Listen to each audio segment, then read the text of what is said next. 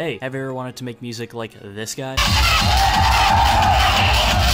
Well, honestly, I don't know either, but let me tell you how I've gotten pretty dang close with this track that I made.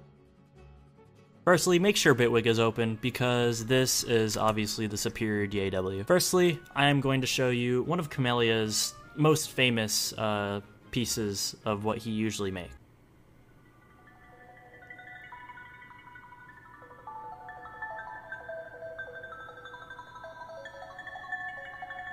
What I did was I had an instance of Vital, basically have this as a basic shape, some data compression, unison, and another sine wave, and FM that.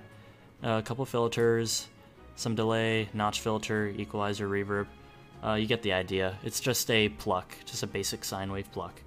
And I go ahead and add in this thing called Finisher Micro, which is honestly pretty dang cool. When I have this on, it makes this really smooth sort of sound. When I have this off,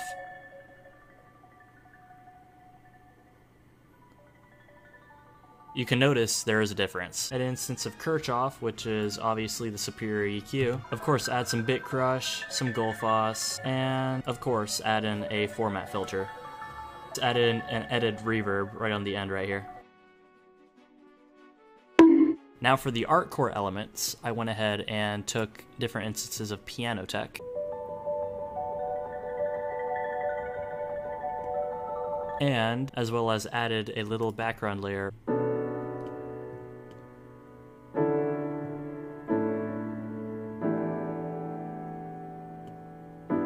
Now, generally, Camellia likes to write his stuff in minor. Remember, we're not G-Oxer though, we don't like minors. This was the specific arrangement that I did for this. Make sure your chords are fit together and not spread out. Like for example, D and C sharp are really close together, which causes dissonance. And the more dissonance there is, the more, how do I put it, emotional a chord may feel. I'm not sure how to put it in music theory terms. I'm not very smart in that just yet.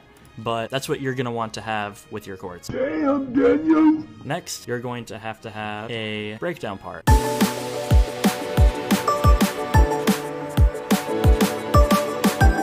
Now, as you can see here, I took in a lot of inspiration from Camellia's Crystallize, and it's quite simple how we made this, really. What I did here was I took in these orchestral strings. Camellia does like to create both Artcore, UK hardcore, and dubstep, or drum and bass, and like to combine all of those elements into his music. So what you have here is chords, same key.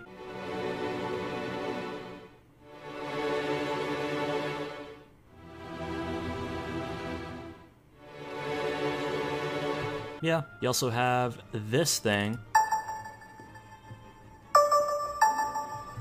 which is basically a pluck. I liked to add this. This is what I add some plucks to add a little bit more of a layering to it.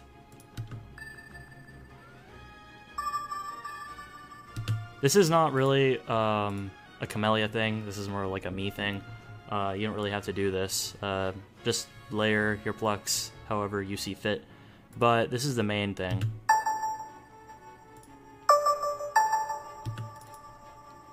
What you do here is you grab an instance of Vital, and you go in and take any lead that you make. Usually you're going to want to use a sine wave and FM it to something, but in this instance I just used one of the leads that I made a while ago. I go ahead and put in the Finisher Micro, which is basically just a bit crush. Basically, this Earth to ISS thing on Finisher Micro, which I highly recommend if you're starting out, is a bit crush, reverb, and EQ all fit together. I go ahead and add another instance of bit crush. I go ahead and EQ this, and I disperse this thing. Now moving on to this.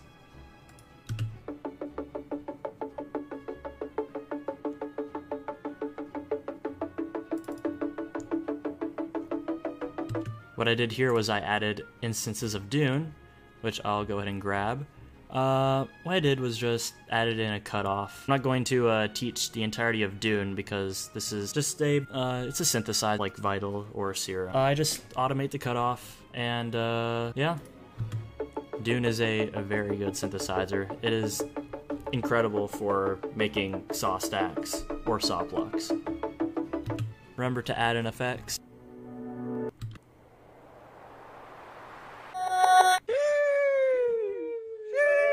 How to make a memorable melody. There's not really an exact science to this. It took me a little while to know, but you just need to have an ability to get a feel for music. This is just a very simple melody that is pretty memorable.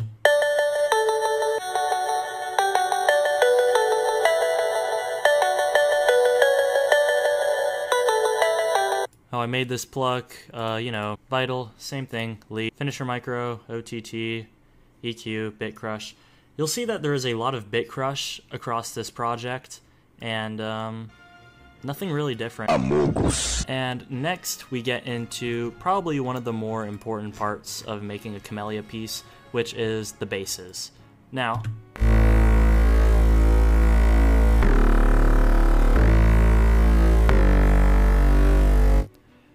when it comes to making this specific bass, what I did here was I basically take one instance of Vital, one of the stuff I've made, just a wavetable I made, phase dispersed, some distortion, some saturation right here, and a little bit of compression. Different here with Dune. I added an instance of Dune so it blends better with the saws, and then same here. I go here in Vital. It's just a sub. I basically just add a sub. Make sure your subs are saturated just a little bit, at slight saturation. Make sure your subs have this, okay? Because this is what allows your sub to be fat. Having a few more harmonics on the sub allows it to have a really fat sound. Next we have... Now I made this specific bass, and what I did here was I just added a wavetable that I had, and phase dispersed, you know, FMing, some hard distortion and compression. Yeah, there's no real science to making basses other than just see how things sound and make them to your liking. Now, one of the more difficult things was to make this bass. So basically, I took this bass from a preset that I had. It takes a lot of experimentation and having an idea of what you want to create. Like, for example, this is really like phasery, but also really fat. Sounds almost like a Harmer bass, something like Extruller would make. So yeah, like notch spreads. It's a very interesting bass. Now, the most important part, I'd like to say, of the Camellia tracks are this specific bass.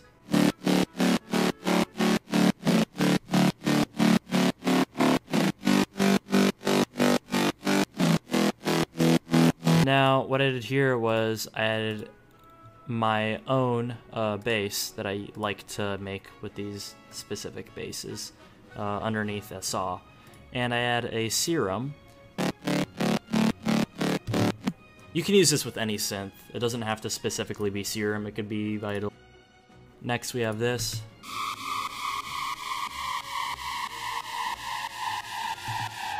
You see this in many of Camellia's songs. You just take an instance of Vital, super unison, extremely wide, just saw. That's about it. Add some post-production. I think the most difficult part about making Camellia music, something that I struggled with in the beginning, when I was trying to figure out how the heck to make Camellia music at all, was this part.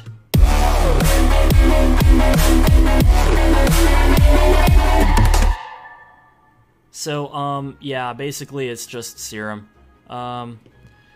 Serum and Vital for me, because I've learned most of my bass creation in Vital. What you do here is, I just added a little growl. You take any two basses, you just add automation to the wavetable, and yeah, anything to make it growly, basic. Remember to add compression to your basses, a lot of post-production here. This added a lot of pitch shifting, soothe, Kirchhoff, this bass as well. I went here, I took this preset. Yeah, basically just take a bass, FM it. It's very, very repetitive. It's basically just taking a bass, FMing it, and then routing it to an LFO. A bunch of distortion, compression. Sometimes you use chorus, and of course post-production. And this sound is basically the same thing, just a wavetable, FM'd, yeah. Oh yeah, and never forget the vocal chants. Camellia loves to do this sort of stuff, where he just has...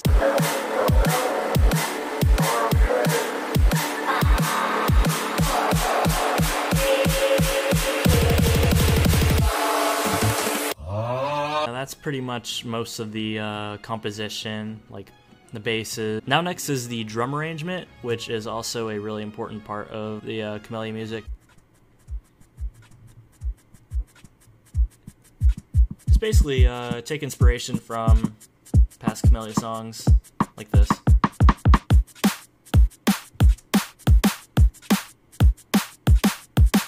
And then you go ahead and do something like this. You can do something like this as well. The breakdown part, you can also do something like this.